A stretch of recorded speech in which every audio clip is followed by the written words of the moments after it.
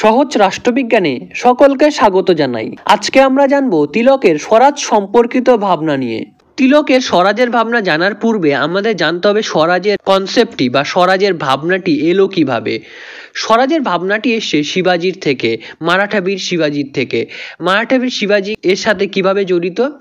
মারাঠা বীর শিবাজি মুঘল সম্রাটের বিরুদ্ধে বিভিন্ন সফল সংগ্রাম করে যে সমস্ত অঞ্চলকে মুক্ত করেছিলেন সেগুলিকেই কিন্তু স্বরাজ বলা হতো। অর্থাৎ আমরা জানি যে শিবাজির সময় মুঘল সাম্রাজ্য ছিল ভারতবর্ষের প্রায় সব জায়গাতেই তারা দখল করে রেখেছিল এবং কিছু কিছু দেশীয় রাজা ছিল এর সাথে। তো মুঘল সাম্রাজ্য মারাঠাদের বিভিন্ন জায়গা দখল করে রেখেছিল। মারাঠা বীর শিবাজি সেই জায়গাগুলো ধীরে ধীরে মুক্ত বা স্বাধীন করে নিচ্ছিলেন।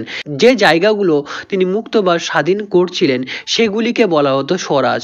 তখন সেখানে শিবাজি শাসন করত, তখন সেখানে স্বরাজ প্রতিষ্ঠিত হতো।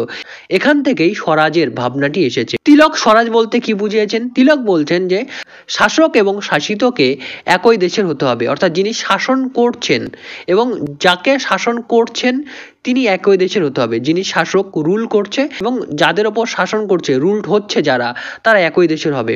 শাসক এবং শাসিত একই দেশের হবে।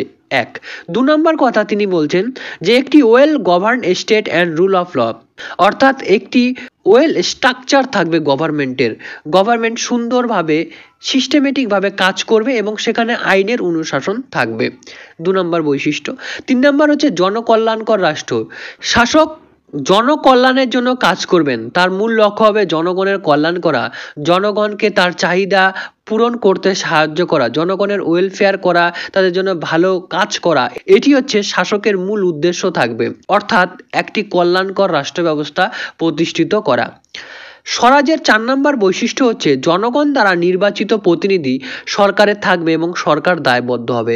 অর্থাৎ যে আমার শাসন করবেন সে যেন আমার প্রতিনিধি হয়, যিনি শাসন করবেন সে আমার ভোটের ভিত্তিতে নির্বাচিত হবে এবং সেই সরকার যাকে আমি নির্বাচন করে দেবো সেই প্রতিনিধি আমার প্রতি দায়বদ্ধ থাকবে, সরকার জনগণের প্রতি দায়বদ্ধ থাকবে।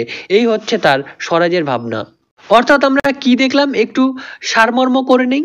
শাসক এবং শাসিতকে একই দেশের হতে হবে, যিনি শাসন করবেন এবং যাদের শাসন করবেন তারা সবাই একই দেশের অন্তর্ভুক্ত থাকবেন। একটি well govern state and rule of law, একটি ওয়েল স্ট্রাকচার থাকবে, কোনো স্বৈরাচারিতা থাকবে না সরকার স্বৈরাচারী হবে না, তিনি সুন্দরভাবে আইনের ভিত্তিতে সিস্টেমেটিকভাবে জনগণের ওপর শাসন করবেন। 3 নম্বর জনকল্যাণকর রাষ্ট্র ব্যবস্থা। যেমন শিবাজি তার দেশের মানুষদের, প্রজাদের গভীরভাবে ভালোবাসতেন, তাদের কল্যাণ করতেন, তেমনি সরকার জনগণের কল্যাণ করবে, তাদের জন্য ভাববে, তাদের চাহিদা পূরণের চেষ্টা করবে এবং জনগণের দ্বারা নির্বাচিত প্রতিনিধি সরকারে থাকবে। আমার প্রতিনিধি সরকারে থাকবে, জনগণ তার প্রতিনিধি ঠিক করে দেবেন, তিনি সরকারে থাকবেন এবং তিনি শাসন করবেন এবং তিনি জনগণের কাছে বা সরকার জনগণের কাছে দায়বদ্ধ থাকবেন। তবে তিলক শুধুমাত্র রাজনৈতিক স্বরাজের কথাই বলেননি। তিলক তার রাজনৈতিক স্বরাজের পাশাপাশি স্বরাজের সাথে আধ্যাত্মিকতার যোগ সাধনও করেছিলেন। তিলক স্বরাজ বলতে শুধুমাত্র মানুষের রাজনৈতিক বা সামাজিক স্বাধীনতা থাকবে তা বলেননি। তিনি বলছেন যে স্বরাজ হলো আত্মনিয়ন্ত্রণ, স্বরাজ হলো স্বনিয়ন্ত্রণ বা ইন্দ্রিয় নিয়ন্ত্রণ। যখন মানুষ আত্মনিয়ন্ত্রণের মাধ্যমে মানুষ তার স্বধর্ম বা নিজস্ব কর্তব্য পালন করবে, যখন সে লোভ ভুলে গিয়ে তার নিজ কর্তব্য দায়িত্ব পালন করবে, তখন সেই ব্যক্তি মানুষের মধ্যে কিন্তু একটা পরিপূর্ণতার প্রাপ্তি ঘটবে।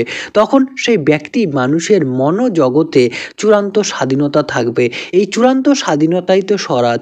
অর্থাৎ তিলক বলছেন যখন মানুষ আত্মনিয়ন্ত্রণের মাধ্যমে, যখন মানুষ নিজের লোভ লালসা ও ইন্দ্রিয়কে নিয়ন্ত্রণের মাধ্যমে যখন সে তার নিজ কর্তব্য দায়িত্ব স্বধর্ম ভালোভাবে পালন করবে, তখন কিন্তু সামাজিক স্বৈরাচার, সামাজিক অপরাধ থাকবে না। তখন কিন্তু অহংবোধের অবসান ঘটবে, সামাজিক স্বৈরাচার এবং অপরাধ সমূহের অবসান ঘটবে। তখন মানুষ আত্মনিয়ন্ত্রণের মাধ্যমে নিজ দায়িত্ব কর্তব্য ভালোভাবে পালন করলে সেই ব্যক্তি মানুষের এক স্বরাজ বা এক পূর্ণতার প্রাপ্তি ঘটবে, তার মনন জগতে চূড়ান্ত স্বাধীনতা থাকবে। এটি হচ্ছে আধ্যাত্মিক দিক থেকে তিলকের স্বরাজ। আশা করি ভিডিওটি তোমাদের ভালো লেগেছে। ভিডিওটি ভালো লাগলে চ্যানেল সাবস্ক্রাইব করে আমার পাশে থাকতে পারো। Thank you.